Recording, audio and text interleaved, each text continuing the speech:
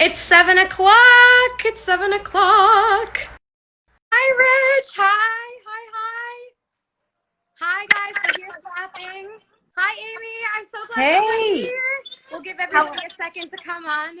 It's 7 o'clock. perfect. Everybody is clapping outside. We're clapping. Wait, for are our they? Baby, open the heroes. window. I don't think I've never heard the clap. Where? Where are you? Here. I'm in. Listen. You hear it? Close our. No, but I trust you that it's there. They're all out there. They're all out there clapping. Hi, guys. I'm glad you're coming. Hi. Oh. Ah, do you hear that? And you have to hear that. Okay, that I hear. Oh, that's so exciting. Ow! We're clapping for our healthcare heroes out here, 7 o'clock every night. We always clap for them, our frontline workers who are giving up their lives to help us. And they are, a lot of them actually are. We're going to talk tonight with, woo! Yay! I hear that.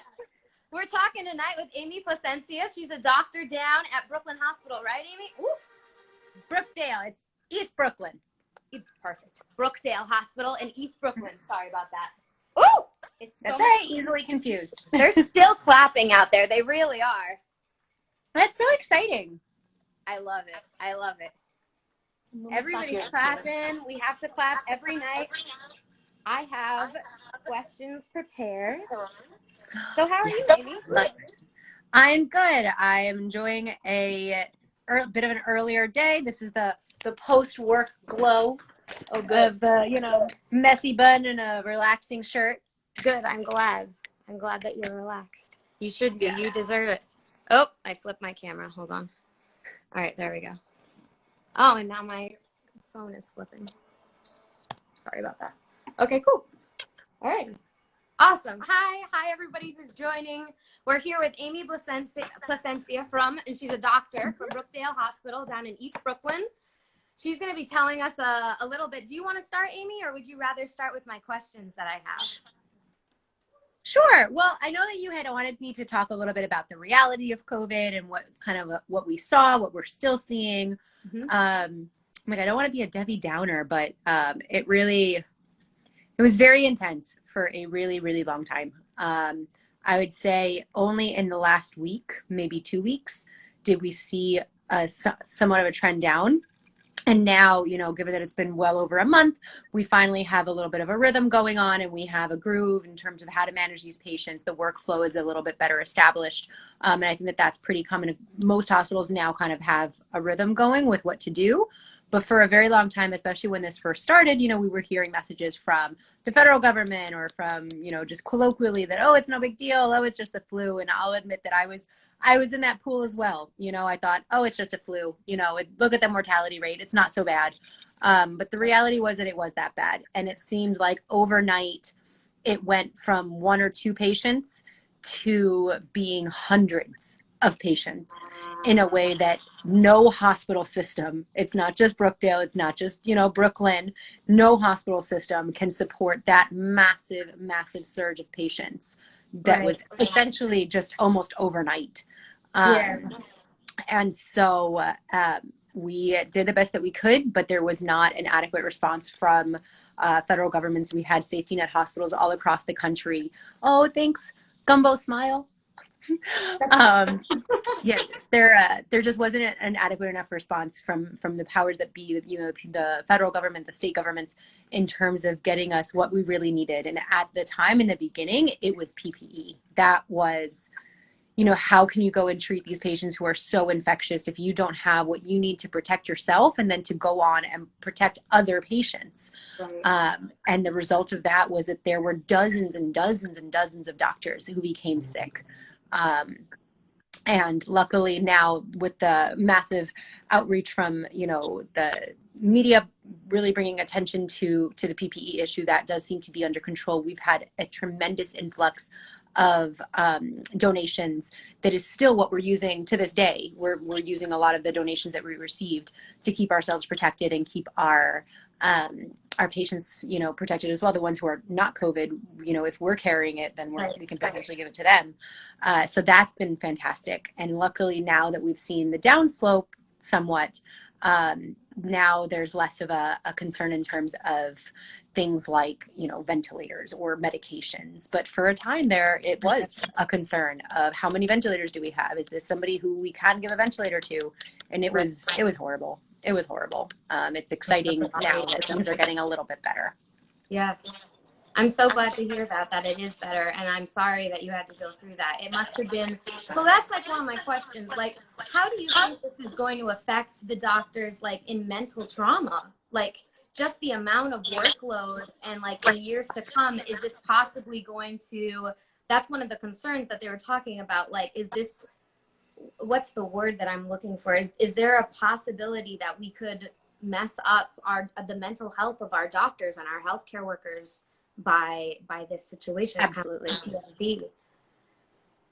Yeah, you really absolutely think so? Absolutely. So this is a pandemic on a scale of which no one alive really has seen, the kind of pandemic that no one has seen since the 1918 Spanish flu. So it's something that is so far-reaching. Nobody had anything to be like, oh, we've done this before, we know what to do. Right. Yeah, exactly. That just didn't exist. Yeah. And the mental burden that this has taken upon residents and physicians everywhere, it's tremendous. And it's something that we are going to have to deal with for not just days or weeks or even months. It's going to be years. And I encourage all of my colleagues to get, the mental health care that they need to go get therapy. I myself am very open about the fact that I'm in therapy twice a week, and that's what's really helped me kind of get through it. Yeah, it's bad. And I know physicians who have panic attacks on the daily, people who are already experiencing signs and symptoms of PTSD. And unfortunately, now we just saw in the media, what was it, a day ago, that there was an emergency medicine physician in Manhattan who committed suicide. And that's something that has already been at the, somewhat of on the forefront of attention is physician suicide. It's something that's not really talked about. But physicians have a very high rate of suicide because of everything that we go through and the lack of protections that we experience and this stigma against seeking adequate mental health care. And so that's now in this crisis is only going to be amplified. And my biggest fear is that this first story that we're seeing of an emergency medicine physician committing suicide is going to be the first of many. It's absolutely devastating, but there's no clear answer other than for administrations to really push for doctors to do whatever it is that they need to seek the self-care that they require. Whether that be in the form of more days off and, just taking time to yourself or getting therapy, whatever it is. We have to protect ourselves and take care of ourselves so that we can continue to take care of patients, because while it has slowed down, it's nowhere near over. Nowhere near over. And what else do you think that hospital staff needs to be fully supported? Is there anything else that you can think of? So certainly adequate PPE, that's going to be an ongoing thing. I think, like I said, that there's been a lot of media attention to it. So there've been a lot of donations, but as this continues on, those supplies are used every day. So we need a continued influx of PPE. We need adequate protections against mental health, to have money for it, to have time off for it. But it's so much more far reaching than that. It's things like adequate childcare. For a lot of us, we are really reliant on the fact that schools are open and we can send our kids to school while we work insane hours. Now having all the children at home, physicians, especially resident physicians, residents don't make the kind of doctor money that people think that we do. Yeah. I know. And when you break it down by hour, I make less than $10 an hour for how many hours I work. And that's every resident across the country. So we don't have a ton of available money in order to provide adequate childcare. Things like separate housing. If you are sick, but you live with your elderly parent, or you live with children, or you have a spouse who has a medical condition, or you yourself have a medical condition, to have adequate housing away from home so that you don't expose everybody else, that's something that should also be provided. Protections in terms of so resident physicians are in kind of this very unique category because we are doctors and we are fully functioning, but this is technically still our training. And there is a date that we will graduate, and there's graduation requirements. And so many people are being pulled from whatever it is that their normal discipline is in order to help with medicine and emergency medicine. And there's some serious concern about whether or not they will be able to reach those graduation requirements, whether their graduation will be delayed, whether they'll meet the requirements needed to become board certified. I mean, the ways in which this affects physicians are innumerable. Wow. Yeah, I saw a lot of things. Nick Kristoff was talking about. He's a New York Times reporter, and I saw some of his posts, and it was really interesting. So how can we help your hospital? You have a GoFundMe, right? We do. So we have a GoFundMe. It's gofundme.com/feed-our-doctors. So one of the very difficult things for the physicians in our hospital has been that as a result of the economic downturn, our cafe has closed down. That used to be the only source of food that was available 24 hours a day for us. And so with that shut down, we have no access to food. So we're working, before COVID, we were working like 60 to 80 hours a week. And now it's like 80 to 100 hours a week. And to do so without access to food, without access to coffee, I mean, it's very, very challenging. So with that GoFundMe link, people can donate to our GoFundMe. It looks like there's a lot of money in there, but it goes very fast. And we're actually down to the last stretch. And at this point in time, it looks like we're only going to be able to provide food for the remainder of this week. And then it's back to nothing. And it seems like our cafe is not opening anytime soon. So if there is anybody who can donate, we certainly really appreciate it. Or if you know of restaurateurs who are willing to donate food, people in the community who can donate food or supplies such as plates and cups and utensils, all that stuff really goes a far way. Coffee goes a far way. I will post the GoFundMe link. We're going to post the GoFundMe link? Okay, great.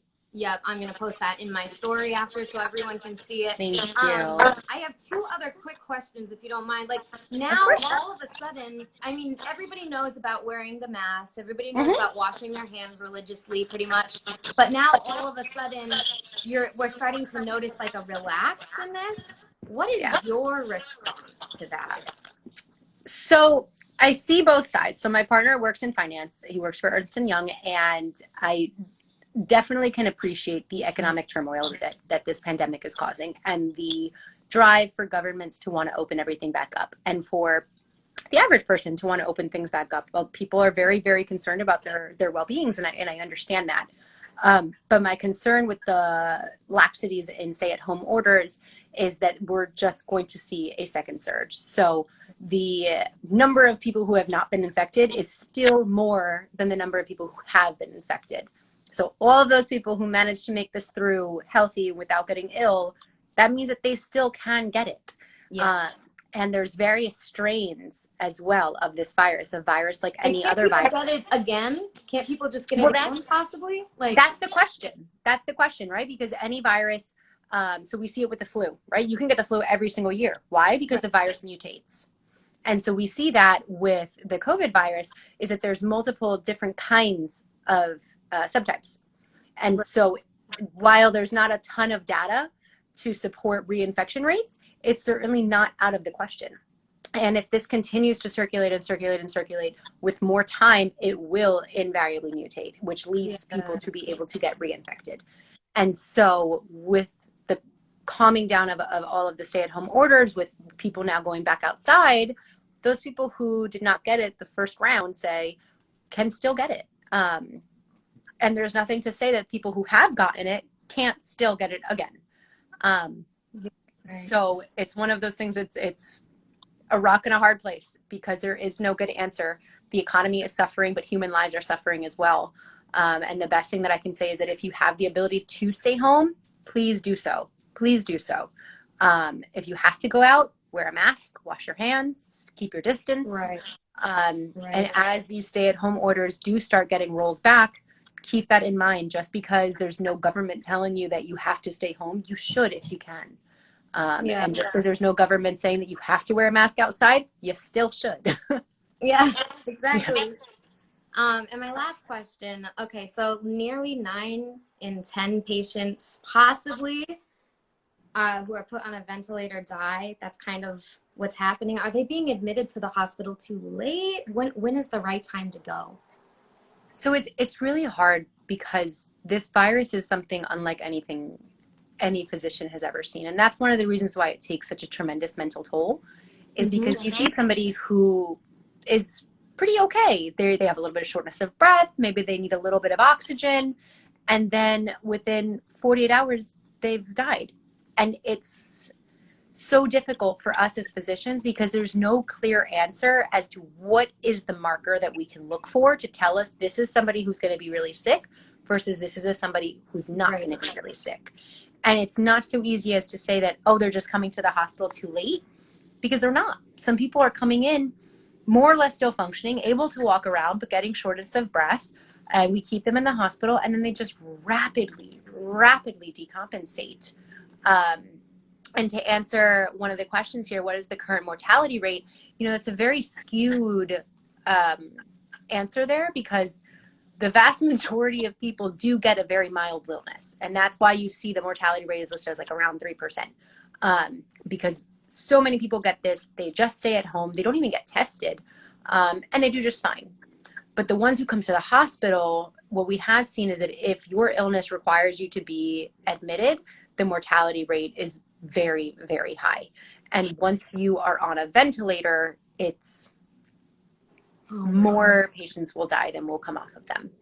And it's devastating. And it's not something that we're seeing that, you know, say putting them on a ventilator earlier is going to help. We've just not seen that. It just seems like this is a devastating disease. And if you don't have a mild version of it, then the mortality rate is very high. And it's very, very scary. And I would just urge anybody who's listening to not take it lightly, because it's very easy to, especially if you're staying at home, you're working from home, you're not seeing too much, you're listening to the media. It seems very mild, but any healthcare worker can tell you that it is not. It is not mild at all. It is very scary, and it is something that can cause you to become very, very sick very, very quickly. And it doesn't matter what your age is. It doesn't matter what your medical problems are. It hits everyone almost equally, it seems. It's crazy. It's crazy. Is there anything else that you would like to say, Amy? Thank you so much. Thank you so much for having me. I think that the only thing that I would like to just say is for everyone to just keep the faith. I mean, we are, as healthcare workers, we're doing the best that we can. And I think a lot of us have accepted that we're not going to be able to save everyone. We're not. But by staying at home, we do our part. Everyone can do their part. Just continue to be kind to each other. Ooh, you're right. My dog, Charlie. It took me forever to put that up. Oh my gosh, I'm sorry. No. I'm so sorry. That was very serious. But see, and I just looked I at kind it, of and this love was that all though, I had. because It's just the plug and Charlie. I kind of love that, because the other thing that I want to say is that us healthcare workers really need more funny memes. We need funny videos. Keep making them. We need to laugh. We see too much serious shit at work. Please make us laugh. Please give us things that like make us like smile. So that was perfect timing. Great. That was amazing. Yeah, no, and it's been really great to see people like you hosting these, and just I've seen so many musicians hosting like live things on Instagram, and just having that little respite from all the shit that we see at work. We're still a community. We're remote for a little while. We're visual. And that's been so great. And it's been really great to see the ways in which people just keep supporting each other. You know, that 7 o'clock clap, like that's amazing. You know, we really appreciate it, and it's just keep keeping the faith and keep being kind, and don't lose sight of your humanity in all of this, because it's easy to. Yeah, exactly. Thank you, Amy. This is Dr. Plasencia from Brookdale Hospital in East Brooklyn. There's a GoFundMe that I am going to post on my story. Please help them if you can. They are running out of supplies. And though the number looks large, they're at the end of their funding, guys. So we need to help them out any way that we can. We are a community. We are going to get through this. And let's remember the ways that we helped everyone and how we were also a part in supporting our country. Absolutely. We can't do it without you guys. So thank you so much. Thank you, Amy. Thank you. It was so great talking to you, tuning in. I'll see you tomorrow at 7. Yes. Stay up. Thank you. Be sweet, be tough. care. Remember that you are enough. You are enough. Thank you. Oh, I love that. The pineapple, man. I love it. We met at SoFar, right? We met did. at SoFar Sounds. Yes. I'm so obsessed, and I cannot wait for things to go back to somewhat normal, to have more SoFars. And I can't wait to see you live again. Oh, you were so much fun. I love your little banjo. Thank you. Thank you. You're fantastic. Thank you so much. Thank you. So are you. Keep going. You can do it. Thank you so much. Take care. Bye. Bye.